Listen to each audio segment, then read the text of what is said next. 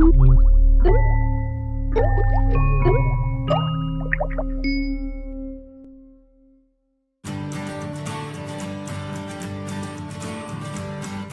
nombre es Guillermo Brachaforte, soy cofundador de Workana y es una plataforma de freelance y trabajo remoto. La idea llegó un poco por accidente. Nosotros estábamos usando en ese momento una plataforma similar, pero enfocada en Estados Unidos y en el mundo anglosajón, que se llamaba Odesk. Y la estábamos usando para contratar personas que nos ayuden a buscar ideas para hacer. Y en un momento mi socio contrata a alguien para hacer el video del cumpleaños de su hijo, que cumplía 1 año, y cuando terminó de recibir el video dijo: esto es lo que tenemos que hacer.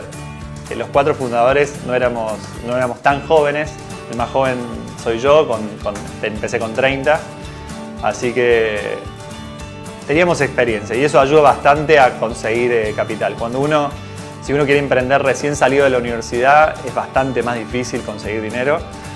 Nosotros, por suerte, teníamos un poco más de trayectoria, entonces cuando un equipo está más formado, más sólido, los inversores te miran con más cariño.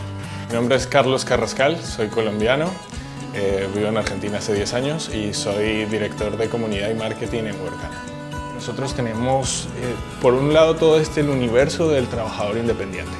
Dentro del trabajador independiente tenemos desde quienes no han tenido un trabajo en relación de dependencia, sino que empiezan su vida profesional en el freelancing. Tenemos después también a los profesionales como yo, como cualquier otro, que ha tenido un historial ya en relación de dependencia y de repente decide cambiar y buscar otro camino. Nosotros tenemos una plataforma que cuenta con más de 440.000 freelancers actualmente, de los cuales la amplia mayoría es Brasil, por una cuestión de que es la amplia mayoría del universo latinoamericano también. Tenemos después Argentina, México, también son los países más grandes. Ha crecido muchísimo la cantidad de freelancers en Venezuela, Colombia. Nosotros contamos con presencia en toda la región, incluso también de latinoamericanos en el mundo entero. Tenemos también muchos que están residiendo en otros lugares y hacen trabajos para la zona, porque son hispanoparlantes, conocen el mercado o hablan portugués y claramente América Latina es una región que está creciendo mucho y que tiene mucho para darle al mundo, desde los profesionales hasta los emprendimientos, y como el mercado en sí tiene mucho para desarrollarse, tenemos una cantidad está todo por hacerse en la región. Los que somos de países menores como Argentina, tratamos siempre de apuntar a algo más que Argentina, porque el mercado se queda chico y queremos construir empresas sustentables y mayores, ¿no? Y el problema más grande que tenemos es que es muy difícil, con la cantidad de políticas diferentes que hay entre cada uno de los países de la región, poder actuar de manera eficiente.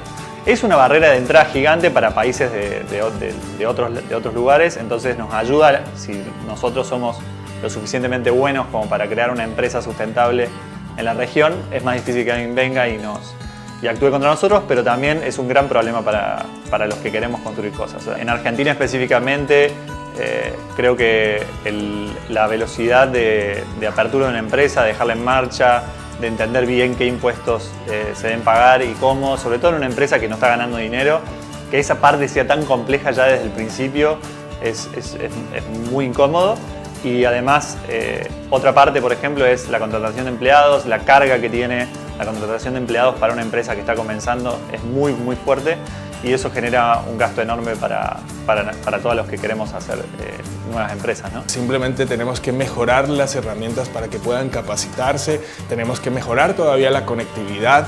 Los precios de las telefónicas, por ejemplo, para alguien que trabaja remoto, son muy altos y su servicio no tiene la calidad que debería tener.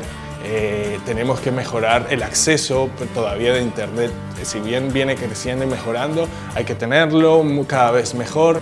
Si una persona trabaja remoto, requiere buena conexión, buenos dispositivos y requiere capacitación.